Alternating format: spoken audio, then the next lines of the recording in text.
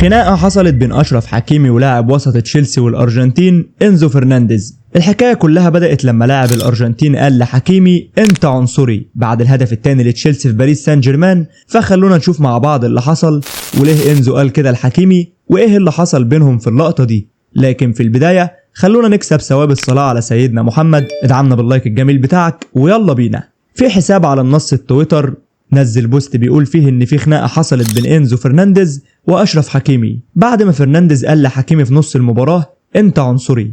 الكلام ده طبعا لسه محدش اكد عليه بشكل رسمي، بس الموضوع فتح باب كبير للكلام حوالينه. لكن تعال نشوف مع بعض كل اللي حصل في المباراه دي ووصل بينا الحل ايه.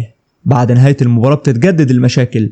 اشرف حكيمي بيزعق للاعيبه تشيلسي وبيقول لهم انتوا بتتكلموا كتير، وانريكي بيضرب جواو بيدرو اللي سجل الهدف الثالث لتشيلسي، وكمان دوناروما دخل في الحوار، وكله اعصابه بايظه والمباراه مشدوده حتى بعد نهايتها. كانت حرب على ارض الملعب وخناقه في اغلب لحظاتها، لكن الاغرب من كل اللي حصل ده هو اللقطه اللي بعد هدف بالمر الثاني. كلنا شفنا لحظه الهدف، بالمر بيحتفل ولاعيبه تشيلسي، ولكن تبص تلاقي دوناروما بيجري ولاعيبه تشيلسي بيجروا هم كمان.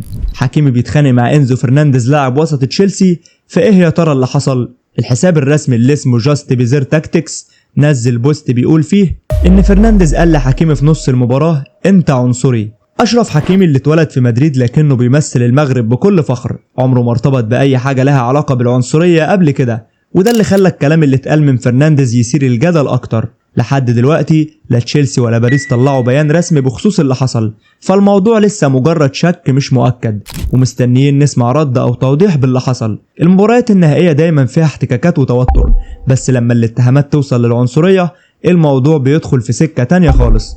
تشيلسي وباريس الاتنين عندهم فرق مليانه جنسيات وثقافات مختلفه، وده بيخلي الاحترام المتبادل والروح الرياضيه حاجه لازم تكون موجوده. انزو فرنانديز بقى نجم صاعد لتشيلسي وحكيمي من الأعمدة الأساسية لباريس سان جيرمان، والمواجهة بينهم كانت تحت أنظار جمهور العالم كله. نهائي كأس العالم للأندية هيتكتب في التاريخ، مش بس علشان سيطرة تشيلسي لكن كمان علشان الواقعة اللي حصلت بين انزو وحكيمي واللي لسه العالم بيتكلم عنها. لكن اللي حصل بعد اللقطة دي بين حكيمي وانزو يقولك ان الكلام اللي اتقال ده من وحي الخيال، والصفحات عايزة تتصيد على حساب النجم المغربي.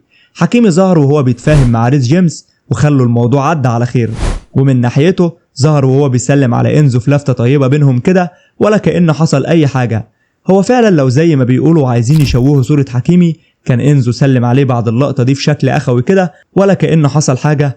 استحالة طبعا. اللي يعرف اشرف حكيمي كويس عارف ان اخلاقه دايما مثال يحتذى بيه، لاعب متربي ومحترم محبوب من جماهيره ومن زمايله سواء في باريس او في المنتخب المغربي. طول مسيرته ما سمعناش عنه غير كل خير، لا خناقات لا مشاكل ولا تصرفات خارجة، دايما مركز في شغله ورافع راس بلده في كل محفل بيروحه، وعلشان كده اتهام زي ده صعب يحصل على ارض الواقع.